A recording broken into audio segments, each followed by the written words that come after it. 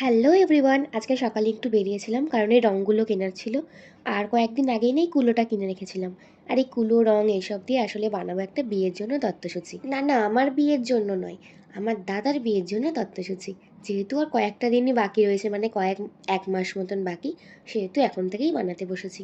তো এই বেসিক যে কাজগুলো লাগে প্রথমে করে নিলাম, মানে কালার বেস কোট করা, তারপর কালার করা, আর এই কিছু প্রায় হয়েই এসেছে, মানে অনেকটাই প্রায় হয়ে গেছে, মেন কাজগুলো হয়ে গেছে আসলে।